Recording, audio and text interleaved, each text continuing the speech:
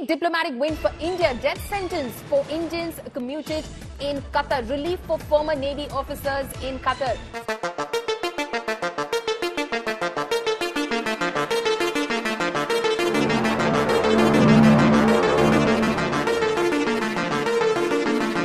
बहुत बड़ा समाचार है, बिल्कुल ताजा हॉट ब्रेकिंग।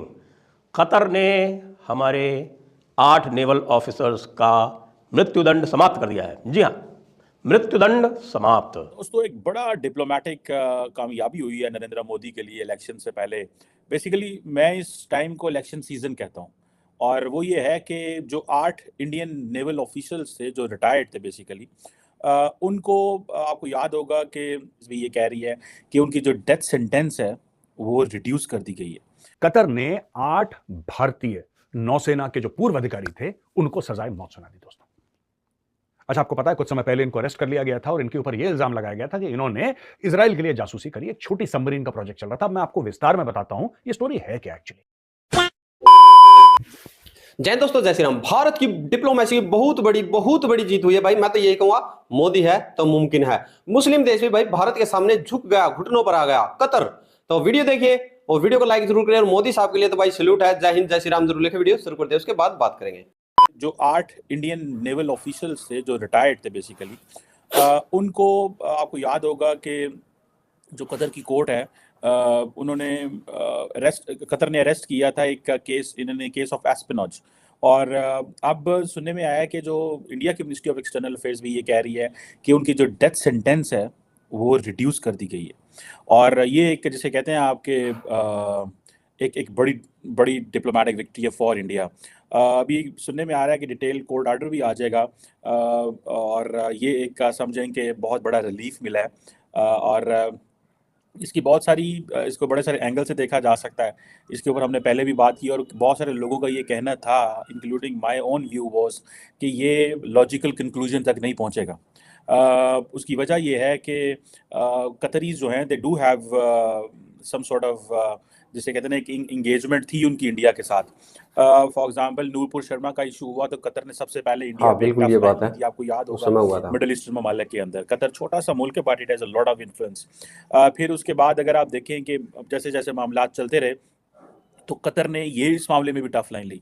बहरहाल ये एक, जिसे कहें कि 8 इंडियन नेवल ऑफिशियल्स को, रिटायर्ड जो हैं एक्स इंडियन नेवल ऑफिशियल्स की ये सज़ा जो है, जो कि उनको 26 अक्टूबर को डेथ सेंटेंस दी गई थी, और उसकी जो कोर्ट ऑफ अपील हेयरिंग थी, आई थिंक वो 20 को लगी थी, नवंबर को लगी थी।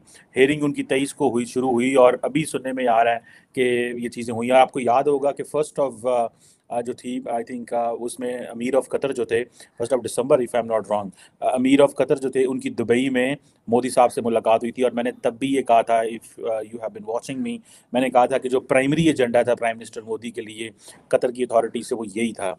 तो जैसा कि हम लगातार आपको बता रहे थे कि कतर की हवा तो पहले ही निकल गई थी, लेकिन अब उन्होंने ये तय किया है कि भाई वो स्टेप बाय स्टेप आरंभ कर देंगे कार्य। और उसमें जो है कोर्ट ऑफ अपील उनका जो होता है, उन्होंने सबसे पहले जो ये कार्य ये कर दिया है कि जो डेथ सेंटेंस था, यानी जो मृत्युदंड जो था, जो लोअर कोर्ट ने इम्पोज किया था हमारे 8 नेवी ऑफिसर्स के ऊपर, उसको कम्यूट कर दिया है। जो ऑफिशियल जो आया है वो ये है कि उसको कम्यूट कर दिया गया है। तो कम्यूट करने का अर्थ है कि उसको समाप्त नहीं किया गया है, उसको कम कर दिया गया है। कम करने का अर्थ है कि अब उसको जेल के टर्म में बदल दिया गया है। अब जेल के टर्म में बदल दिया गया है तो आप क्या सोचते हैं कि आगे और कुछ नहीं होगा? जी हाँ, ये भी स्टेटमेंट आया है कि आगे भी प्रयास जारी रहेगा। अर्थात जब तक उनको पूरी तरह से मुक्त करा के भारत नहीं ले आया जाता तब तक वो कंटिन्यू रहेगा। अभी की बात यह है कि अब उन्हें मृत्युदंड नहीं झेलना है। और इसमें जो पूरी की पूरी भारत की जो डिप्लोमेसी है, जो नरेंद्र मोदी की, जो कतर के जो अमीर हैं, अल्थानी फैमिली के जो उनके अमीर हैं, उनसे जो उनकी वार्ता हुई वो भी बहुत महत्वपूर्ण थी। लगातार जो हमारे डिप्लोमेटिक प्रयास थे वो भी अधिक महत्वपूर्ण थे, और जो दबाव की राजनीति थी वो उससे भी अधिक महत्वपूर्ण थी। जैसा कि हम आपको बता चुके हैं, एक बार फिर से हम उसको रिपीट करना चाहेंगे कि क्या क्या दबाव की राजनीति भारत ने खेली कतर के साथ में। सबसे पहले तो भारत ने कतर के यहाँ जाने वाली दवाइयाँ इत्यादि जो हैं उनमें थोड़े से झमेले डालने आरंभ कर दिए।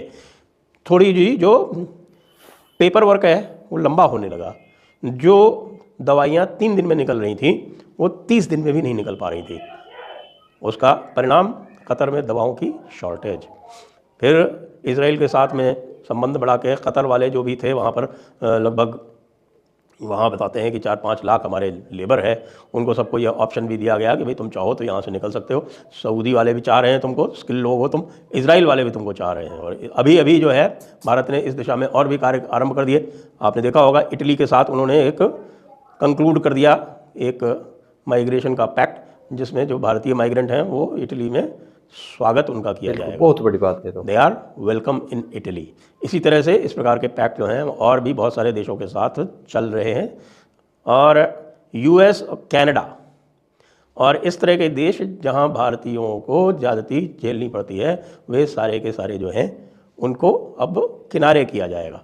साथ में कतर के साथ में जो और अन्य कार्य थे, उन्होंने जो भारत ने जो गैस की सोर्सिंग होती थी, गैस की मतलब लगभग हमारी आवश्यकता की 60-70% गैस वहीं से आ रही थी। उनकी जो एक्सपोर्ट थी उसके लगभग 50% गैस भारत में जा रही थी। उसको डाइवर्सिफाई कर दिया।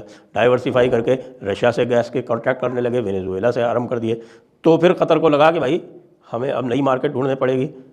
भारत जो है वो एक तरह से कैप्टिव मार्केट थी उनकी, तो उससे भी झटका लगा। तो देखिए, आप लोगों ने वीडियो देखी तो आपको अंदाजा आ ही गया होगा कि भाई खेल कहां से पलटा है। देखिए, शुरुआत कहां से हो चुकी थी। शुरुआत हुई थी यूए के अंदर COP28 जो हुआ था कोप, तो जलवायु परिवर्तन को लेकर था। वहां पर तमाम जो देशों के हैं हुक्मरान वहां पर आए थे। तो वहां पर मोदी साहब जब कतर के हुक्मरान थे उनसे मिले थे, तो वहां पर एक ही बात हुई थी कि भाई व्यापारी क्या, उससे कोई बात नहीं थी। वो बात हुई थी वहां पर जो भारत के 8 नेवी के एक्स ऑफिसर्स हैं जिनको पकड़ रखा है कतर ने, कि उसको कहां तक पहुंची है, उसको छोड़ने के लिए बात वहां पर भारत की उनके साथ चली थी। तो देखिए, भारत का दबदबा ना बल्कि भाई यूरोप में ले ले, ना बल्कि भाई अमेरिका में ले ले, ना एशिया में ले ले, आज तमाम वर्ल्ड है जो भारत पर नजरें गड़ाए हुए हैं। अभी देखिए, जयशंकर जी हैं, रशिया गए हुए हैं, तो वहां पर उनका सबसे पहले तो जैसे एक प्रधानमंत्री का वार्म वेलकम होता है, इस तरह से उनका वार्म वेलकम वहां पर हुआ। उसके बाद खुद पुतिन साहब है, आज उनसे मिले हैं और मोदी साहब को आमंत्रण किया है कि भाई आप हमारे देश में आइए और विजिट कीजिए। क्योंकि रशिया और भारत का हर साल ये जो द्विपक्षीय सम्मेलन होता है, एक बार भारत में, एक बार रूस में, ठीक है। और जो तेल को लेकर भारत के जो चल रहा था कि भाई पहले अमेरिका ने जो ऑर्डर दिया था कि भाई सिर्फ और सिर्फ अमेरिका से तेल लेना है, भारत ने उस ऑर्डर को ठुकराकर रशिया से तेल लिया। तो रशिया ने जब भाई प्राइस को लेकर गड़बड़ी चली तो यूएस से ले लिया, और अब मेरे ख्याल में फिर से है रशिया से ले सकते हैं, क्योंकि जयशंकर जी रशिया में गए हुए हैं।